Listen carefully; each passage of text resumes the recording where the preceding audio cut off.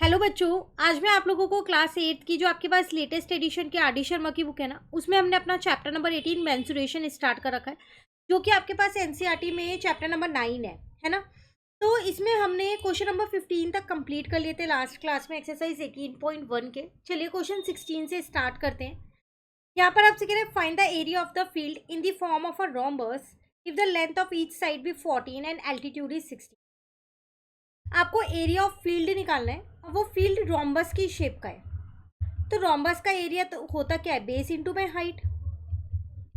और अगर आपको याद हो तो मैंने लास्ट क्लास में आपको बताया था एल्टीट्यूड का मतलब हाइट होता है ना। तो बेस हो जाएगा 14 और हाइट हो जाएगी 16। अब आपको क्या करना है, अगर आप इन दोनों को मल्टीप्लाई करोगे तो 2 to 4 आ जाएगा सेंटीमीटर स्क्वायर। ये आपका एरिया ऑफ फील्ड आ गया। यही छोटा सा क्वेश्चन था आपके पास, बस क्लियर। चलिए नेक्स्ट में क्या कह रहे हैं, क्वेश्चन 17 में the cost of fencing a square field at ₹60 पर मीटर इज 1200। आपके पास एक स्क्वायर फील्ड है, इसको आपने फेंसिंग किया है, तो उसकी कॉस्ट दे रखी है, टोटल कॉस्ट भी और पर यूनिट कॉस्ट भी। अब कह रहे हैं find the cost of reaping the field. Reaping करना है आपको। अब आपको उसकी कॉस्ट निकालनी है। अब वो कह रहे हैं पर मीटर तो आपको दे रखी है, ये कितनी है, 50 पैसा है 100 मीटर स्क्वायर की। सबसे पहली बात ना, रीपिंग की कॉस्ट तभी निकल पाएगी जब आपको इसका एरिया पता होगा फील्ड का। और फील्ड का एरिया तभी पता होगा जब आपको उसकी साइड पता होगी। साइड तो नहीं पता। तो हमारे पास यहाँ पर एक फॉर्मूला होता है, वो क्या होता है, perimeter is equals to cost of fencing divided by rate of fencing. आप सोच रहे होंगे ये कौन सा नया फॉर्मूला आ गया है। कोई नया फॉर्मूला नहीं है। जब भी आप कॉस्ट निकालते हो तो आप क्या करते हो, फेंसिंग की पेरीमीटर को पर यूनिट, जो पर यूनिट कॉस्ट होती है उससे ही तो इंटू करते हो। तो वही तो चीज़ है, इसको इधर ले जाओगे तो इंटू तो हो जाएगा। तो मैंने ट्रांसपोज किया है, सिर्फ और कुछ नहीं। ठीक है। तो पहले मैं यहाँ से पेरीमीटर निकाल रही हूँ, सॉरी। तो ये हो जाएगा 1200। अब देखो यहाँ 60 पैसा है, तो इसे रुपये में चेंज कर सकती हूँ, तो 0.60। तो 1200 अपॉन में 0.6 कह सकती हूँ उसको मैं। तो यहाँ पर आपका पेरीमीटर निकल जाएगा 2000 मीटर। अब ये स्क्वायर है, स्क्वायर का जब पेरीमीटर पता है तो आप साइड इजीली निकाल सकते हो, है ना। 4 इंटू में साइड करके, पेरीमीटर है 2000, ये हो गया 4 इंटू में साइड। तो यहाँ से आपके पास साइड निकल के आ गई 2000 डिवाइडेड बाय 4, 500 मीटर। अब आप अपना एरिया निकाल सकते हो, वो आपके पास होता है साइड इंटू में साइड।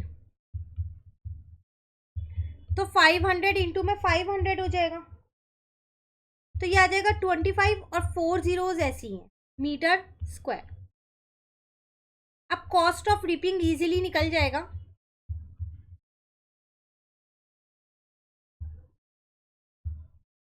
वो कह रहा था 50 पैसा है 100 मीटर स्क्वायर की। तो 1 मीटर स्क्वायर का कितना होगा, 50 पैसा अपॉन में 100। मुझे किसका निकालना है, 2,50,000 का। तो 2,50,000 इंटू, देखो यहाँ 50 पैसा है, कन्वर्ट कर दूँ 0.5 लिख दूँ, रुपये में आंसर आ जाएगा। फिर 2 जीरो से 2 जीरो कट गई, इंटू कर लो तो आपकी कॉस्ट आ जाएगी यहाँ पर 1250 पर रुपीज़ में आएगी। ये ध्यान रखना, मैंने यहाँ चेंज कर दिया है। 1 पैसे में 1/100 रुपीज़ होते हैं, अगर आपको नहीं पता हो तो, इसलिए मैंने यहाँ साइड में मेंशन कर दिया है। क्लियर। चलिए आते हैं क्वेश्चन नंबर 18 पे। तो देखो आपसे यहाँ पर क्या कह रहे हैं, in exchange of a square plot one of whose side is 84 metre a man wants to buy a rectangular plot 144 meter long and of the same area as of the square plot. Find the width of the rectangular plot. पहले question समझते हैं। कह रहे हैं एक square plot है जिसकी side आपको दे रखी है, पर एक मैन है जो इसके बदले में ना एक रेक्टेंगल प्लॉट चाहता है, बट एरिया सेम है दोनों का, स्क्वायर प्लॉट का भी और जो वो रेक्टेंगुलर प्लॉट चाहता है उसका भी। अब रेक्टेंगुलर प्लॉट की आपको लेंथ दे रखी है, ब्रेथ निकालनी है। निकाल सकते हो कैसे, एरिया ऑफ स्क्वायर प्लॉट जो है वो किसके इक्वल है? एरिया ऑफ रेक्टेंगुलर प्लॉट के, क्योंकि दोनों का एरिया सेम था।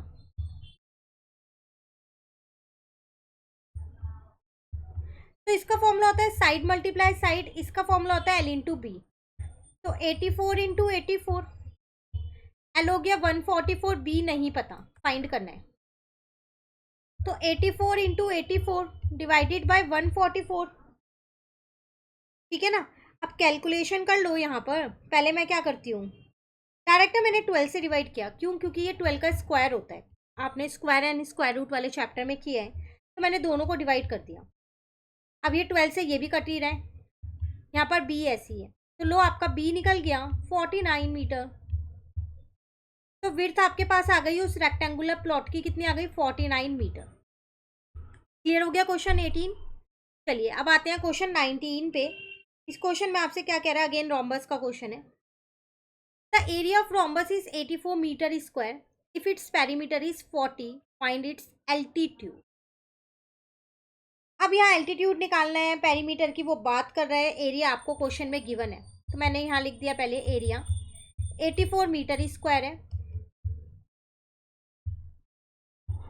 पेरीमीटर लिख दिया 40 मीटर है, ठीक है। अब अगर आप यहाँ पर देखो तो पेरीमीटर का फॉर्मूला तो 4 इंटू में साइड ही तो होता है जो स्क्वायर का होता है ना।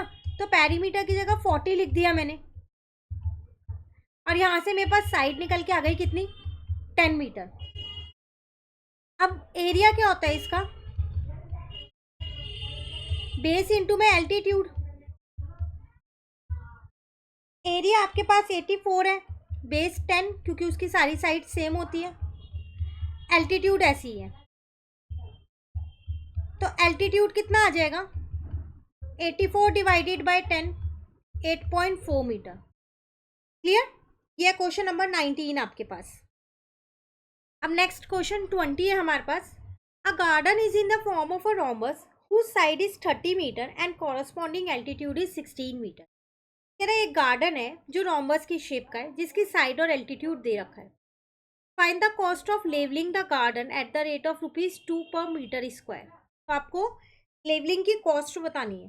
तो सबसे पहली बात, लेवलिंग तो की कॉस्ट तभी निकालोगे जब उस गार्डन का एरिया पता होगा।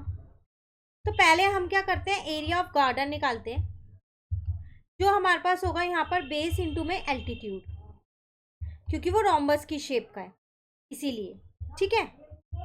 तो 30 इंटू में 16 हो जाएगा, तो यहां से आपका एरिया 480 निकल जाएगा। अब कॉस्ट ऑफ लेवलिंग आप आसानी से निकाल सकते हो। वो कह रहा था 1 मीटर स्क्वायर की कॉस्ट है ₹2, तो फिर 480 मीटर स्क्वायर की कॉस्ट कितनी होगी? 480 को आप क्या करोगे? 2 से इंटू, तो 960 आ जाएगा। तो इसका मतलब 960 उसकी कॉस्ट है। क्लियर? चलिए अब आते हैं हम अपने क्वेश्चन नंबर 21 पे। 2 ही क्वेश्चन रह गए, देन ये कंप्लीट हो जाएगी exercise. A field is in the form of a rhombus has each side of length 64 metre and altitude 16 metre. What is the side of the square field which has the same area as that of rhombus.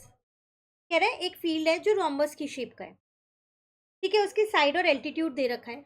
अब कह रहा है आपको side of square बतानी है, एक square भी है, पर क्या कंडीशन दी है कि जो स्क्वायर का एरिया है ना वो रोम्बस के एरिया के बराबर है। मतलब एरिया ऑफ रोम्बस जो है और जो एरिया ऑफ स्क्वायर है वो दोनों इक्वल है। तो इसका एरिया का फॉर्मूला होता है बेस इंटू में एल्टीट्यूड, और इसका फॉर्मूला होता है साइड इंटू में साइड। तो बेस हो गया 64, एल्टीट्यूड हो गया 16, साइड तो मुझको निकालनी है, तो साइड का स्क्वायर ही लिख दिया है मैंने, ठीक है। आप चाहो तो देखो इसको लिख सकते हो 8 का स्क्वायर, इसको लिख सकते हो 4 का स्क्वायर, आप लिख सकते हो 8 इंटू 4 का होल स्क्वायर। ये मैंने ये तरीका इसलिए लगाया ताकि आपको 64 और 16 को पहली बात इंटू ना करना पड़े, और दूसरा ये ना ढूंढना पड़े कि वो किसका स्क्वायर है। तो इसलिए मैंने शॉर्ट में आपको बताया। स्क्वायर से स्क्वायर कट गया और साइड आपके पास कितनी आ गई? 32 मीटर। नहीं तो आप पहले से इंटू करते, फिर ढूंढते कि वो किसका स्क्वायर है, प्राइम फैक्टराइजेशन से लेंथी हो जाता। तो आप इस तरीके से भी कर सकते हो। क्लियर? चलिए last question, question 22। The area of the rhombus is equal to the area of triangle whose base and corresponding altitude are 24.8 and 16.5 centimeter respectively. If one of the diagonal of the rhombus is 22, find the length of the other diagonal.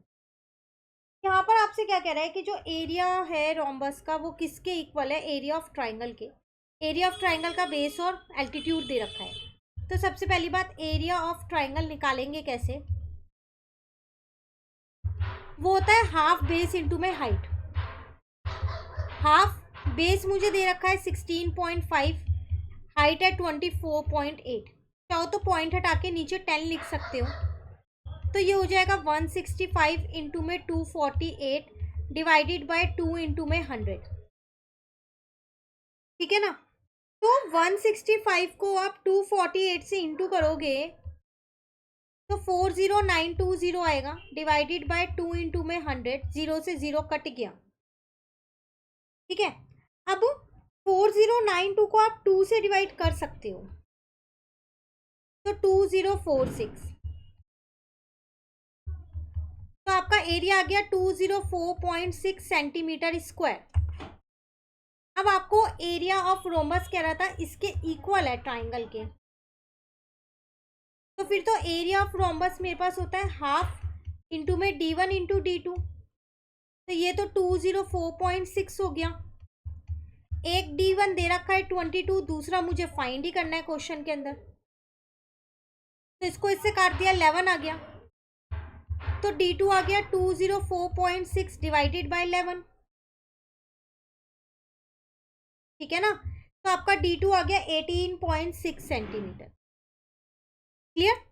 ये था question 22। इसी के साथ exercise complete. Next class में 18.2 start करेंगे। Thank you.